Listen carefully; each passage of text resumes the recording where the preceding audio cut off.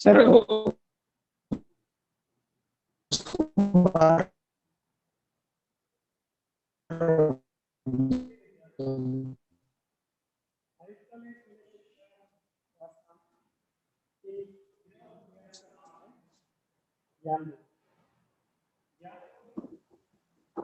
College शिक्षा राजस्थान ज्ञानदूत महाविद्यालय और विश्वविद्यालय में अध्ययनरत सभी छात्र छात्राओं के लिए एक अभिनव प्रयास है ग्रीष्मावकाश और कोरोना अवकाश में अपने विषय से अपडेट रहने के लिए, अद्यतन रहने के लिए।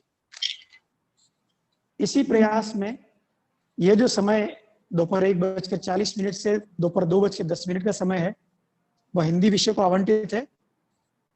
हिंदी विषय में हमने अनेक ऐसे महत्वपूर्ण विषय चयनित किए हैं जो स्नातक और स्नातकोत्तर में अध्ययनरत विद्यार्थियों के लिए बहुत उपयोगी है।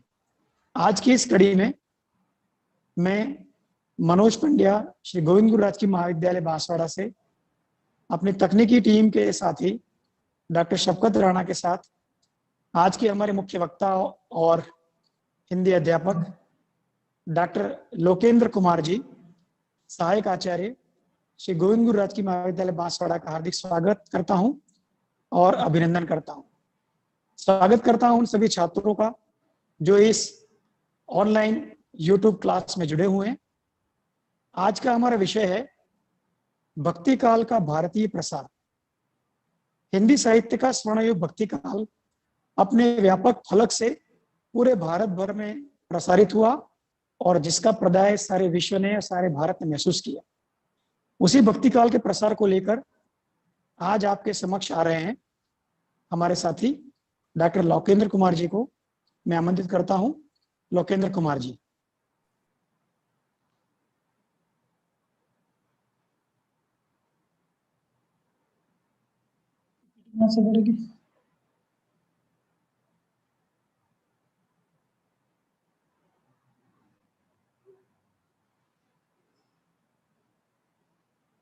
नमस्ते,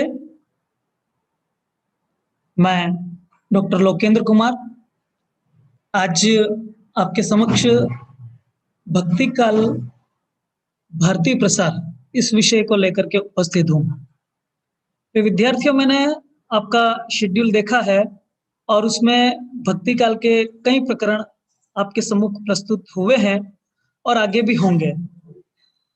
भक्ति काल को जब हम देखते हैं तो वहां पर मैंने देखा कि आचार्य शुक्ल ने उसको सन 1318 से 1643 ईस्वी अर्थात संवत 1300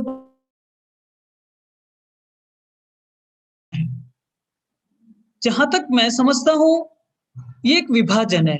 भक्ति आंदोलन को उन्होंने विभाजित किया, लेकिन भक्ति का प्रारंभ कहां पर हुआ? और जब हम भक्ति काल की बात करते हैं तो अमूमन मैंने देखा हम संकुचित हो जाते हैं, हम उत्तर या राजस्थान अर्थात पश्चिम उत्तर तक सीमित हो जाते हैं। आज के इस प्रकरण में हम देखेंगे कि भक्ति काल का भारतीय प्रसार किस प्रकार रहा। थोड़ा सा मैं भूमिका के रूप में आता हूं भक्ति पर। मोनियर विलियम्स ने इसे भज धातु से बताया है और इसका अर्थ होता है भगवान की भक्ति करना, भगवान में मन लगाना, भगवान में रम जाना या फिर स्वयं को ईश्वर को समर्पित कर देना। आप यह जान चुके हैं कि भक्ति को सगुण व निर्गुण दो भागों में विभाजित किया गया। निश्चित तौर पे हम समझ सकते हैं कि सगुण में अवतारवाद पर बल है और भगवान के सगुण साकार या ईश्वरीय अवतारी रूप में विश्वास है। निर्गुण में हम ऐसा मानते हैं कि एक अलौकिक सत्ता है और उस सत्ता के द्वारा इस जगत का संचालन किया जा रहा है, लेकिन वहां पर मूर्ति पूजा की या अवतार की कोई आवश्यकता नहीं है। मैं इससे सहमत हूं कि अपनी अपनी इच्छा से जो जिसको जो मत स्वीकार करना है वो करे। भगवान की भक्ति से यहाँ पर हम सीधा सीधा देखते हैं कि किसी भी तरह हमारा मन भगवान में लगना चाहिए, हम ये मानते हैं। लेकिन जब हम देखते हैं कि भक्ति प्रारंभ कैसे हुई और भक्ति आंदोलन कहाँ से प्रारंभ हुआ या भक्ति आंदोलन क्यों प्रारंभ हुआ, तो कुछ अलग अलग मत हमारे सामने आते हैं। आचार्य रामचंद्र शुक्ल ने भक्ति आंदोलन को कहा कि यह निराशा और हताशा की देन है।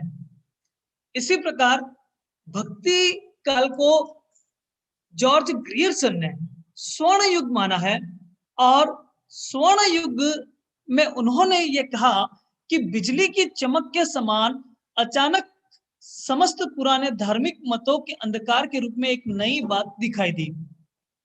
अर्थात जॉर्ज ग्रियर्सन भी बिजली की चमक के भांति उसको अकस्मात उत्पत्ति ऐसा मानते हैं, लेकिन आचार्य हजारी प्रसाद द्विवेदी ने बाद में कुछ स्थापनाएं की। उन्होंने कहा कि यदि भक्ति काल वास्तव में निराशा और हताशा की देन होती तो उसका उद्गम उत्तर में होना चाहिए, सिंध में होना चाहिए, लेकिन ऐसा तो नहीं है।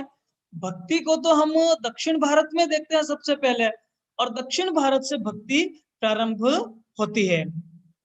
अर्थात आचार्य हजारी प्रसाद द्विवेदी ने कहा कि भक्ति काल जो है, या भक्ति का जो उद्गम है, वह भारतीय चिंतन धारा का स्वाभाविक विकास है।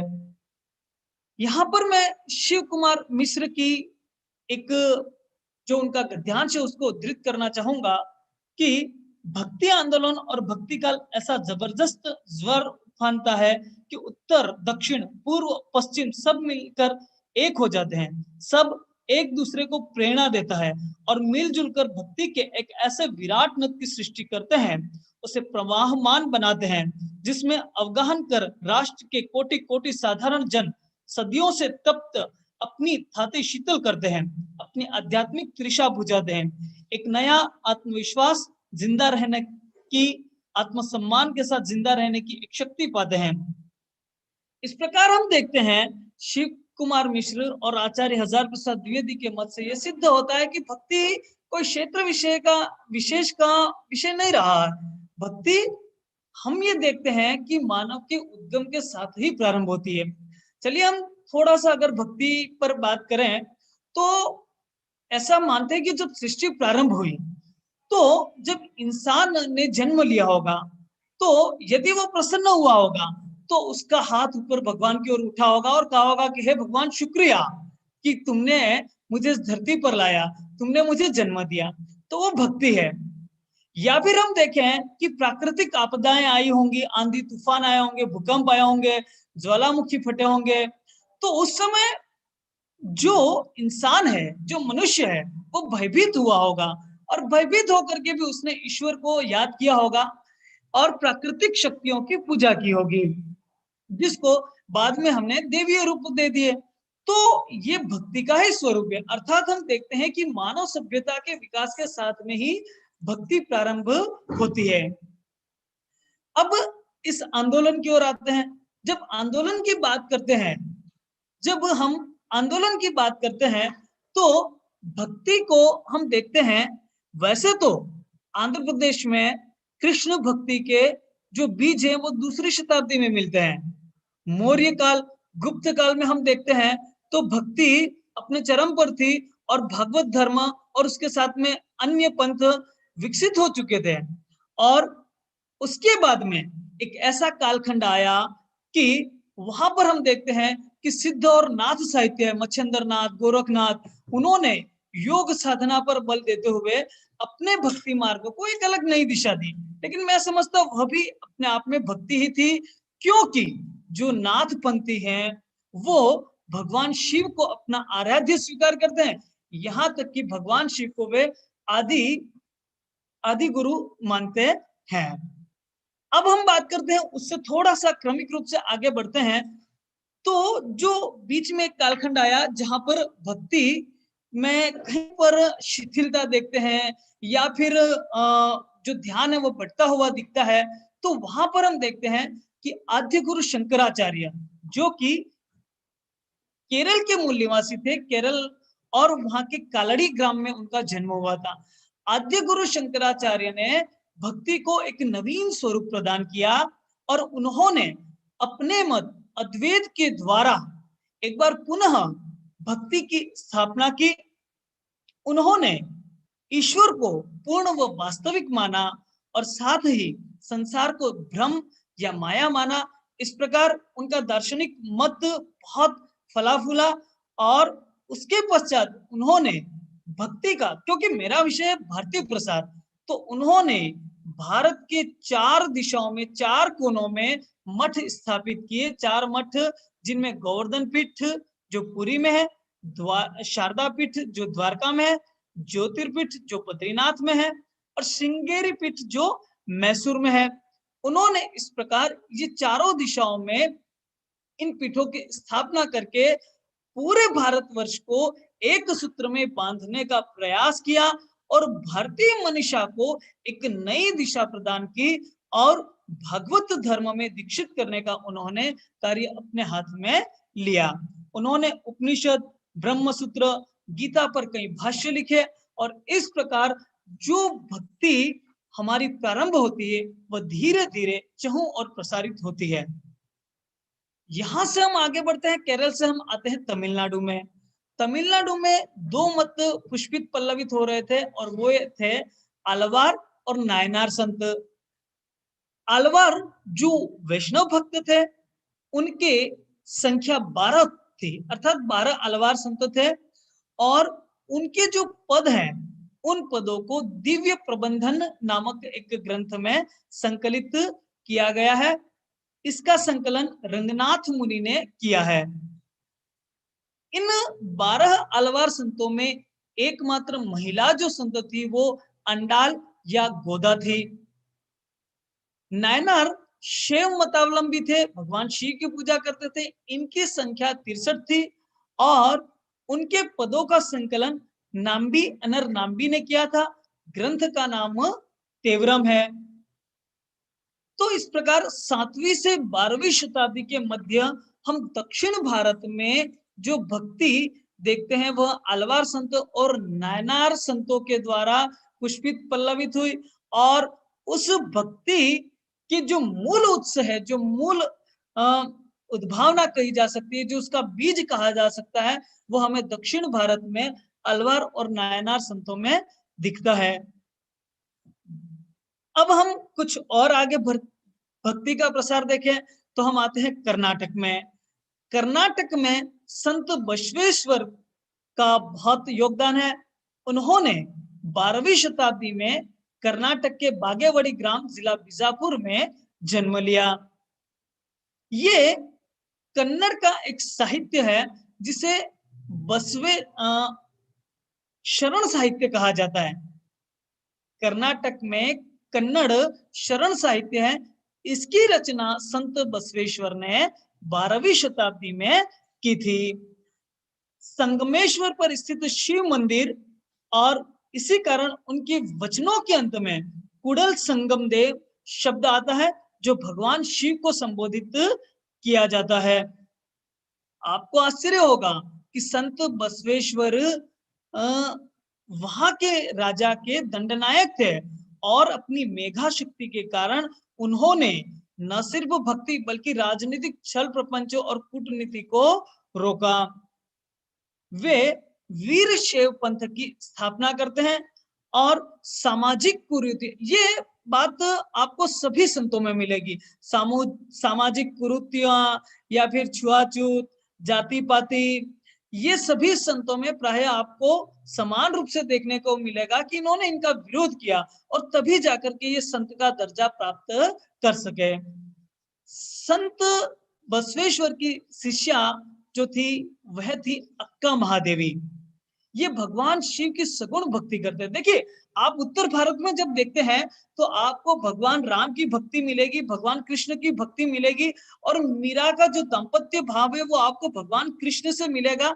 अन्य कई हम भक्त या संतों का देखते हैं तो भगवान श्री कृष्ण के प्रति दाम्पत्य भाव मिल सकता है, लेकिन यहाँ पर अक्का महादेवी है, वो भगवान शिव की सगुण भक्ति करती हैं और भगवान शिव से दाम्पत्य स्थापित करती हैं और उन्होंने वचन साहित्य लिखा। एक छोटा सा उदाहरण मैं उनका प्रस्तुत कर रहा हूं। दयविल्लद धर्मावु दय्या, दयेव बेकु सकल, प्राणी गले लल्लिरिल्ल, दयेव धर्मद मूल वच्चा। अर्थात ऐसा कौन सा धर्म है जिसमें दया नहीं है? सभी प्राणियों के प्रति दया होनी चाहिए, दया ही धर्म का मूल है।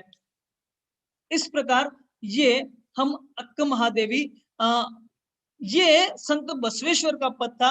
और अक्क महादेवी का जो पद है वो अब मैं बोल रहा हूं, वो उसका हिंदी अनुवाद है, हे भूख मत मचल, प्यास तड़प मत, हे नींद मत सता, क्रोध मचा मत उथल पुथल, हे मोहपाश अपने ढील लोभ मत ललचा, हे मद मत कर मदहोश, ईर्ष्या जला मत, हे चराचर मत चुक अवसर, आई हूं संदेश लेकर चन्न मल्लिकार्जुन का। यहाँ पर हम देखते हैं कि भगवान शिव को वे चन्न मल्लिकार्जुन नाम से संबोधित करते हैं, और इसका अर्थ होता है सुंदर चमेली के फूल के समान श्वेत सुंदर प्रभु। अक्क महादेवी भी वीरशैव मत की अनुयायी थी। कर्नाटक से फिर हम आगे बढ़ते हैं, हम पहुंचते हैं महाराष्ट्र में। महाराष्ट्र में जो भक्ति है वहां में दो संप्रदाय में मिलती है, वारकरी संप्रदाय और धारकरी संप्रदाय। वारकरी संप्रदाय भगवान विठोबा के भक्त थे, धारकरी संप्रदाय भगवान राम के भक्त थे। वारकरी संप्रदाय की स्थापना संत पुंडरिक ने की थी, और बाद में ज्ञानदेव, नामदेव इत्यादि ने उसका प्रचार प्रसार संपूर्ण महाराष्ट्र में, और न सिर्फ मैं कहूंगा महाराष्ट्र बल्कि संपूर्ण भारतवर्ष में है, क्योंकि मैं मूल निवासी यहाँ बांसवाड़ा जिले का हूँ, और हमारे यहाँ पर भी एक बहुत सुंदर विठलनाथ का एक सुंदर मंदिर है यहाँ पर। तो पूरे भारतवर्ष में इसका प्रसार हुआ। अब हम बात करते हैं, तो ज्ञानदेव का जो समय है वह 1271 से 1296 रहता है, और महाराष्ट्र में भक्ति आंदोलन का इन्होंने जन्म दिया। यहाँ पर देखिए ज्ञानदेव का समय देखिए आप, 1271 ईस्वी, अर्थात वे कबीर से भी पहले है। कबीर से भी पहले ज्ञानदेव ने महाराष्ट्र में संत मत का उन्नयन कर चुके थे। उनके पश्चात हम देखते हैं नामदेव को, और नामदेव जो कि हम देखते हैं एक डाकू थे। बाद में उन्होंने भक्ति का मार्ग अनुसरण किया और भगवान विठोबा के वे भक्त बन गए। भगवान विठोबा या भगवान विठल के वे भक्त बन गए। उन्होंने अपने आप को उनको समर्पित कर दिया। नामदेव ने सूफी संतों से भी वाद विवाद किया था। इसके पश्चात हम देखने एकनाथ ने भावार्थ रामायण मराठी भाषा में रामायण की रचना की, और उसके बाद में हम देखें तो तुकाराम और रामदास ने दास बोध की रचना की। हम रामदास जी को समर्थ गुरु रामदास नाम से भी जानते हैं, जो कि शिवाजी महाराज के गुरु थे। इस प्रकार हम देखते हैं कि महाराष्ट्र में भक्ति का प्रचार प्रसार अपने तीव्र रूप में हुआ। और भक्ति देखिए, मैं सिद्ध करने का प्रयास ये कर रहा हूं कि भक्ति सिर्फ उत्तर भारत तक या पश्चिम या राजस्थान तक सीमित नहीं थी, ये पूरे भारत में उसका प्रसार था। अब हम बढ़ते हैं आगे, तो उड़ीसा राज्य की ओर जाते हैं। उड़ीसा में भक्ति के लिए पंच सखा संप्रदाय हुआ। ये 5 मित्र थे। 5 मित्रों में जिनके नाम है बलराम दास, जगन्नाथ दास, अच्युतानंद दास, यशोवंत दास, अनंत दास। ये जो पंच सखा संप्रदाय है, ये पुरी के भगवान जगन्नाथ के अनुयायी थे। और आपको आश्चर्य होगा कि सालवेग नामक एक मुस्लिम भक्त कवि हुए हैं, वो भी इन भक्तों में शुमार थे। इन्होंने रागानुगा भक्ति अर्थात भगवान को पूरी तरह से अपनों को समर्पित कर दिया। भगवान के प्रेम में ये आकंठ डूब गए। ये रागानुगा भक्ति थी, और इस रागानुगा भक्ति का प्रचार प्रसार किया। लेकिन यहाँ पर थोड़ा सा आपको अंतर्विरोध दिखेगा। अंतर्विरोध क्या है? तो इन्होंने योग साधना का भी समर्थन किया है, और साथ ही इनके ऊपर बुद्ध धर्म का भी प्रभाव था। लेकिन सारांशतः कहें तो हम ये पुरी या भगवान श्री कृष्ण के भक्त थे। एक 14वीं 15वीं शताब्दी के वहां के और संत जो हमको मिलते हैं वो हैं संत सरला दास। ये उड़िया के प्रथम जातीय कवि कहे जाते हैं। इन्होंने वहां की जो संस्कृति है उसको अपने साहित्य में स्थान दिया, और इन्होंने जो ग्रंथ रचे वे थे विलंका रामायण, महाभारत और चंडी पुराण। इस प्रकार उड़ीसा भी भक्ति से कहीं अछूता नहीं था। यहाँ से हम आगे बढ़ते हैं तो पश्चिम बंगाल पहुंचते हैं। पश्चिम बंगाल में चैतन्य महाप्रभु जो कि 15वीं शताब्दी में थे, उनका जन्म 18 फरवरी 1486 को नादिया जिले में हुआ था। चैतन्य महाप्रभु उन्होंने ब्रजेंद्र कुमार श्री कृष्ण की आराधना की, गौड़ी संप्रदाय की उन्होंने रचना की। चैतन्य महाप्रभु जब अपने पदों का गान करते थे तो पूरी तरह से भगवान श्री कृष्ण की भक्ति में डूब जाते थे, वो नृत्य करते थे और यही भाव उनको वहां से लाता है वृंदावन। मैं सोचता हूँ कि यदि चैतन्य महाप्रभु वृंदावन नहीं आते तो शायद आज वृंदावन का जितना महात्म्य हम स्वीकारते हैं वो शायद स्वीकार भी नहीं कर पाते। उन्होंने उसको ख्याति प्रसिद्धि दिलवाई और वहां की गलियों में वे रच बस गए। आपने एक बहुत सुंदर भजन सुना होगा, 32 अक्षरीय यह भजन है, हरे कृष्ण कृष्ण कृष्ण हरे हरे, हरे राम राम राम हरे हरे। ये स्वयं चैतन्य महाप्रभु गाते थे और ये भजन उन्होंने ही हमें दिया है। इनके जो मत हैं, उनके जो भजन हैं, उनको उनके शिष्य वृंदावन दास ने चैतन्य भागवत में स्थान दिया है और उसका लघु रूप कृष्णदास ने 1590 में चैतन्य चरितामृत नाम से निकाला है। तो इस प्रकार हम पश्चिम बंगाल में यहाँ भक्ति का प्रचार प्रसार देखते हैं। वहां से हम पहुंचते हैं पश्चिम बंगाल से हम पहुंचते हैं तो कश्मीर में। कश्मीर में आपको ध्यान में आए तो अभी हमने दक्षिण भारत में शैव और शाक्त मत की चर्चा की। जिस प्रकार कर्नाटक में लिंगायत मत है, उसी प्रकार कश्मीर में भी शैव दर्शन को बहुत ज्यादा स्थान दिया जाता है। वहां के साहित्य में, वहां के संतों ने भी उस शैव मत को स्वीकार किया है। और जो प्रत्यभिज्ञा दर्शन हम देखते हैं जयशंकर प्रसाद में, वो कश्मीर का ही मूल रूप से है। तो वहां की ललित या लल्लेश्वरी प्रसिद्ध संत कवयित्री हुई हैं। उनका जन्म 1320 ईस्वी में कश्मीर में पाम्पोर के सिमपुरा गांव में हुआ था। ललित ने भी अपने पदों में भेदभाव, आडंबर, जात पात इन सब का विरोध किया और इसलिए उनको विरोध का सामना भी करना पड़ा। 26 वर्ष की उम्र में उन्होंने अपने गुरु सिद्ध श्रीकंठ से दीक्षा ली और इस प्रकार वे पूरी तरह से भगवान को समर्पित हो गई। कश्मीर की ये जो शैली है वह वाक शैली कही जाती है और ये वाक शैली में भगवान शिव की जो आराधना है वह ललित ने की है। उनके बहुत सरस सुंदर पद हैं, आप साहित्य पढ़ेंगे तो आपको और अधिक ज्ञान होगा। मैं तो उनका एक छोटा सा पुष्प आपके समक्ष समर्पित कर रहा हूं कि खाकर कुछ पाएगा नहीं, न खाकर बनेगा अहंकारी, समखा तभी होगा समभावी, खुलेगी साकल बंद द्वार की। एक और पद है, रस्सी कच्चे धागे की खींच रही मैं नाव, जाने कब सुन मेरी पुकार, करे देव भवसागर पार। अर्थात वे अपने आराध्य से, अपने शिव से वो भवसागर पार करवाने की प्रार्थना करती हैं कश्मीर की कवयित्री ललित। कश्मीर से हम देखते हैं गुजरात।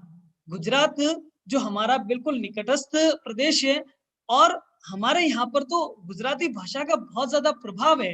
हमारी वागड़ी बोली में भी गुजराती का जो हम अक्सर देखते हैं और साथ ही यहाँ पर गुजराती भजन गाए भी जाते हैं। तो गुजरात में जो भक्ति का प्रचार प्रसार किया वो 15वीं शताब्दी के कवि नरसिंह मेहता ने किया।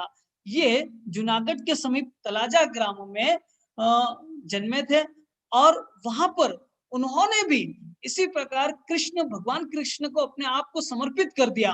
ऐसा कृष्ण भक्ति को जब हम विस्तृत रूप में देखते हैं तो कृष्ण मीरा, नरसिंह मेहता और मीरा का एक युग अपने आप में देखा जाता है, पढ़ा जाता है। उन्होंने भी तो पूरी तरह से भगवान श्री कृष्ण को अपने आप को समर्पित कर दिया था। यहाँ तक कि नरसिंह मेहता कई बार अपने जो काम थे वो काम भूल जाते थे और वो अपने भगवान श्री कृष्ण को समर्पित कर देते थे। एक वाक्य मुझे ध्यान में भी आता है कि उनके बाद घर पे एक बार ब्रह्म भोज हो रहा था, तो कुछ घी कम पड़ गया, तो वो घी लेने के लिए गए, और जब घी लेने के लिए जाते हैं तो वहां पे कहीं संकीर्तन हो रहा था, तो वो तो इस संकीर्तन में ही पूरी तरह से डूब गए, उनको पता ही नहीं कि मुझे घी भी ले जाना है।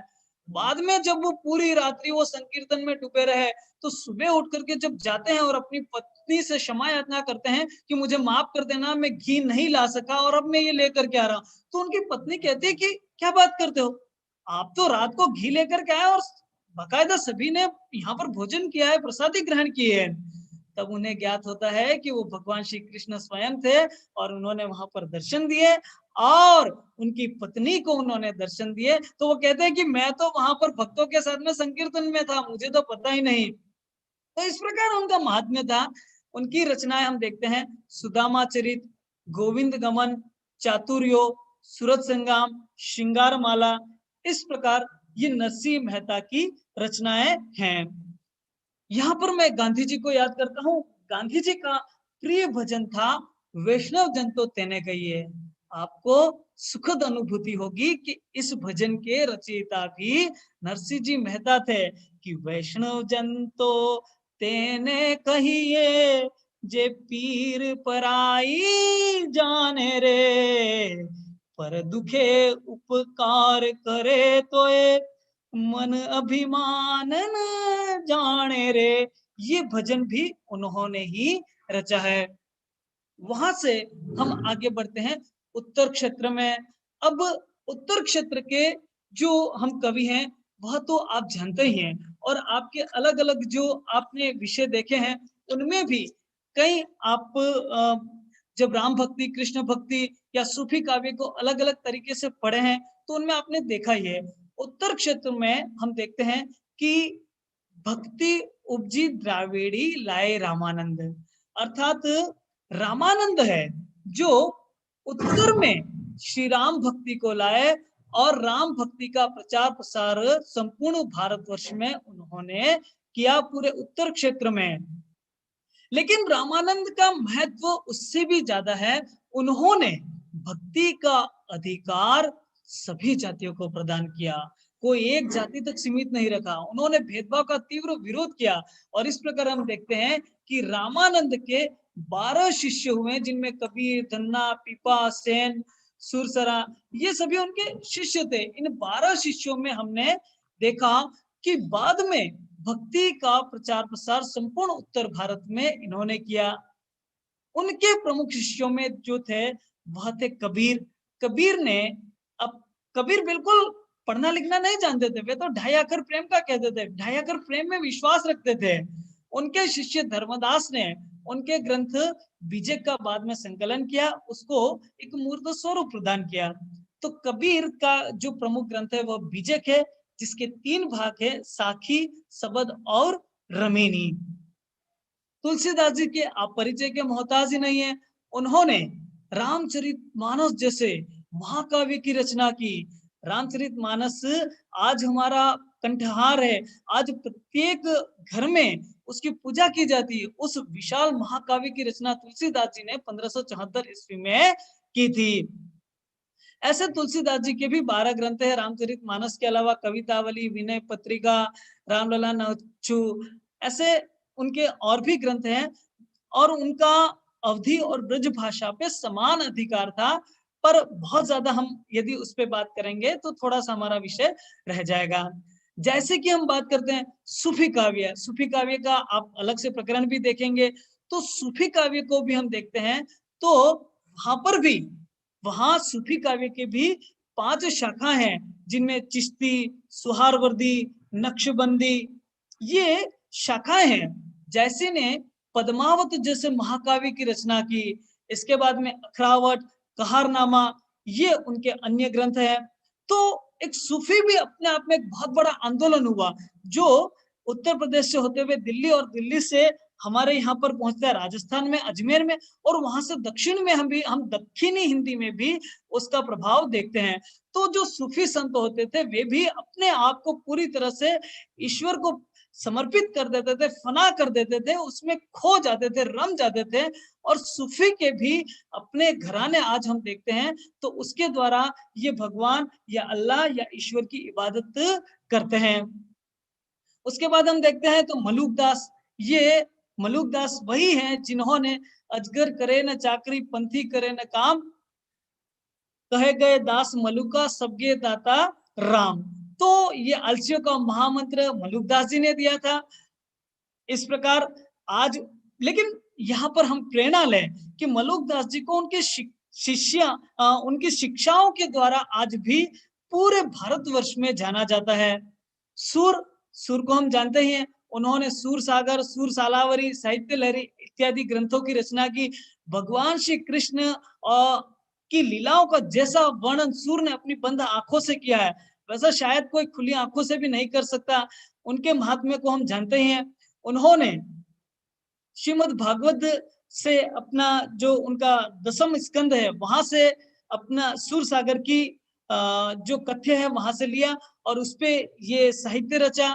सूर ने भगवान श्री कृष्ण का वात्सल्य का जैसा परिपाक किया है, अद्भुत है, आश्चर्यजनक है। और हम जब सूर को पढ़ते हैं तो उनमें पूरी तरह से खो जाते हैं।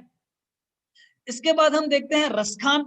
रसखान का मूल नाम सैयद इब्राहिम था, लेकिन उन्होंने वल्लभ संप्रदाय में दीक्षित होकर के प्रेम वाटिका, दान लीला, सुजान रसखान जैसे, अष्टयाम जैसे ग्रंथों की रचना की और स्वयं को भगवान श्री कृष्ण के भक्ति में खो दिया। वहां से हम देखते हैं तो पंजाब में जाते हैं।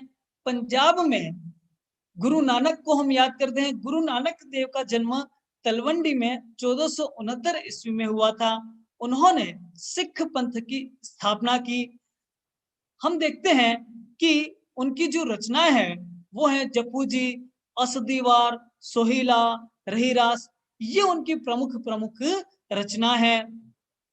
बाद में हम देखते हैं कि गुरु अर्जुन देव ने नानक देव और अन्य संतों की जो वाणियां हैं उनको संग्रह किया और गुरु ग्रंथ साहिब में उनको समेकित रूप से प्रस्तुत किया। आज हम देखते हैं कि सिख पंथ का जो प्रसिद्ध ग्रंथ कहें या उन्होंने जिसे भगवान स्वीकार किया वो श्री गुरु ग्रंथ साहिब ही हैं, उनकी ही वे आराधना करते हैं। उनकी कुछ और भी रचना है, 52 अक्षरी, 12 मासा, सुखमनी साहब। तो ये पंजाब में भक्ति का प्रचार प्रसार है। अब हम इसके उत्तरार्ध में सबसे अंत में आते हैं अपने राजस्थान की ओर। प्रिय विद्यार्थियों, आपको बहुत प्रसन्नता होगी कि हमारा राजस्थान है वह तो यहाँ अकूत भंडार लिए हुए भक्ति साहित्य का। न सिर्फ अपन संत मत को देखें बल्कि कृष्ण भक्ति कहें, राम भक्ति कहें, सभी अगर भक्ति का सामूहिक अगर जो मिश्रण देखना है तो वो आपको उत्तर प्रदेश और राजस्थान में दिखता है। हम कृष्ण भक्त प्रसिद्ध कवयित्री मीराबाई को याद करते हैं। मीराबाई ने यहाँ पर अपने आप को, स्वयं को भगवान श्री कृष्ण को पूरी तरह से समर्पित कर दिया और अपने समर्पण में उन्होंने किसी भी लाज या किसी भी प्रकार की सामंती मर्यादा को न पाल करके पूरी तरह से भगवान को समर्पित कर दिया। उन्होंने भगवान श्री कृष्ण की दाम्पत्य भाव, रति भाव या माधुर्य भाव से भक्ति की और स्वयं को समर्पित कर दिया। उनकी कुछ रचनाएं हैं, नरसी जीरो मायरो, गीत गोविंद की टीका, राग सोठा के पद, राग गोविंद, इस प्रकार ये उनकी रचना है। मीराबाई ने अपने गुरु रैदास जी को स्वीकार किया था। रैदास जी का प्रसिद्ध पद, प्रभु जी तुम चंदन हम पानी, जाको अंग अंग समानी, बहुत सुंदर पद है। तो ये हमें आनंद से विभोर कर देता है। मीराबाई है। दादू दयाल जिन्होंने परम ब्रह्म संप्रदाय चलाया, ये मूल रूप से गुजरात से थे, अहमदाबाद के पास में थे, बाद में राजस्थान में आ गए और राजस्थान में नारायणा के पास में इनकी पीठ है। अलख दरीबा इनका जो स्थान है उसे कहते थे पूजा स्थल, अलख दरीबा कहा जाता था। सुंदरदास, सभी जो जितने भी संत थे उन सभी संतों में जो वास्तविक शिक्षित कहें, सबसे ज्यादा शिक्षित कहें, ये सुंदरदास थे। और साथ ही इन्होंने, जैसा इनका नाम था सुंदरदास, इसी प्रकार ये देखने में भी बहुत सुंदर थे, लेकिन सुंदरदास ने श्रृंगार रस का घोर विरोध किया है। इसीलिए उन्होंने केशव की रसिक प्रिया का विरोध किया है, नंददास की रसमंजरी का इन्होंने विरोध किया है, क्योंकि ये श्रृंगार के घोर विरोधी थे। इस प्रकार हम देखते हैं आगे संतों को हम देखें तो जाम्भोजी, जिन्होंने विष्णोई संप्रदाय की स्थापना की, लालदास हैं, इन्होंने अपना पंथ चलाया, चरणदास ने चरणदासी संप्रदाय चलाया, उनकी शिष्या थी दयाबाई, सहजोबाई। तो राजस्थान तो एक थाती है, पूरे समग्र भक्तिकालीन साहित्य की थाती अपन देखते हैं तो वो राजस्थान में हमको देखने को मिलती है। इस प्रकार हम देखते हैं कि यह भक्ति काल धीरे धीरे संपूर्ण भारतवर्ष में फैलता है। जो भक्ति को जो दार्शनिक पद मिले वो दार्शनिक पद हैं, वहां हम देखते हैं कि शंकराचार्य का अद्वैतवाद था, उसके बाद में उन्होंने रामानुजन का विशिष्टाद्वैत, मध्वाचार्य का द्वैतवाद, निम्बार्काचार्य का द्वैताद्वैतवाद, वल्लभाचार्य का शुद्धाद्वैत, पुष्टि मार्ग हम देखते हैं, या अष्टछाप देखते हैं, वो इससे दीक्षित थे। विष्णु स्वामी का रुद्र संप्रदाय, जिसपे वल्लभाचार्य का प्रभाव था। अग्रदास का रसिक संप्रदाय, रामचरण दास का स्वसुखी, जीवाराम का तत्सुखी संप्रदाय, ये सारे संप्रदाय थे जिन्होंने हमें भक्ति की आधारशिला प्रदान की। प्रिय विद्यार्थियों, मैंने इस प्रकरण के द्वारा भक्ति का जो संपूर्ण भारतवर्ष में प्रचार प्रसार है उसे आपके सम्मुख रखने का एक संक्षिप्त प्रयास किया, क्योंकि ये बहुत विशद व्याख्यान है, इसलिए मैं इसे संक्षिप्त रूप में आपके समक्ष रख सका हूँ। जब आप भक्ति को पढ़ें तो थोड़ी देर के लिए आप भक्ति का विभाजन छोड़ दीजिए। आप संत मत है या फिर सूफी मत है, राम भक्ति, कृष्ण भक्ति, शैव शाक्त, उसको छोड़ करके यदि समग्र भक्ति की एक प्रवाहमान धारा को देखेंगे तो आपको देखने को मिलेगा कि वो प्रवाहमान धारा जो संपूर्ण भारतवर्ष में समकक्ष रूप में संपूर्ण भारतवर्ष में फैल रही थी, इस प्रकार भक्ति का प्रचार प्रसार संपूर्ण भारतवर्ष में हो रहा था। अंत में मुझे आपके बीच में संवाद सेतु जो बनाया आयुक्तालय कॉलेज शिक्षा और इस कार्यक्रम के समन्वयक डॉक्टर मनोज पंड्या और तकनीकी समन्वयक डॉक्टर शपथ राणा, जिनके माध्यम से मैं आपके समक्ष रूबरू हो सका, मैं आपसे बात कर सका। मैं आप सभी का बहुत बहुत आभारी हूँ कि आपने मुझे अवसर प्रदान किया, और इस प्रकरण में हम आज इतना ही देखेंगे। धन्यवाद, आभार। बहुत बहुत आभार डॉक्टर लोकेंद्र कुमार जी। प्रिय विद्यार्थियों, आप अच्छी तरह जानते हैं हिंदी साहित्य का भक्ति काल हो, चाहे हमारा 13वीं से 15वीं शताब्दी का पूरा भारतवर्ष हो, भारत का कोई भी कोना ऐसा नहीं अछूता रहा जो भक्ति से प्रभावित न रहा हो। चाहे वह जम्मू कश्मीर से लेकर भक्ति का आंदोलन चला हो, चाहे दक्षिण में आलवार और नैनार रहे हों, या उत्तर भारत हो, पूर्वोत्तर भारत हो, पश्चिम भारत हो, कहीं न कहीं उन भक्ति की परंपरा जो अजस्त्र सलीला है, उसमें स्वरूप भले भिन्न हो सकते हैं। कहीं उनका आराध्य विठ्ठल हो सकता है, कहीं वह राम हो सकते हैं, कहीं कृष्ण हो सकते हैं। कहीं न कहीं इन समाज सुधारक भक्तों ने अपनी प्रभावी उपस्थिति दर्ज कराई है। उसी भक्ति काल के पूरे भारतीय फलक को केवल 30 मिनट में समा पाना और समेटना किसी भी अध्यापक और विद्यार्थी के लिए बड़ा दुष्कर होता है, लेकिन हमारे साथी डॉक्टर लोकेंद्र कुमार जी ने इस पूरे विस्तृत फलक को बहुत सुंदर ढंग से समेकित किया है। इसके लिए मैं उनका हार्दिक आभार ज्ञापित करता हूँ। आभार ज्ञापित करता हूँ उन छात्रों का और विद्यार्थियों का जो इस ज्ञान दूत कार्यक्रम से रोज लाइव जुड़ते हैं। आभार ज्ञापित करता हूँ मैं मेरी तकनीकी टीम के संयोजक डॉक्टर शपकत राणा सर का। एक बार सभी हम इसी आशा और उम्मीद के साथ कल फिर मिलेंगे, ठीक इसी समय किसी नए विषय के साथ। तब तक के लिए धन्यवाद।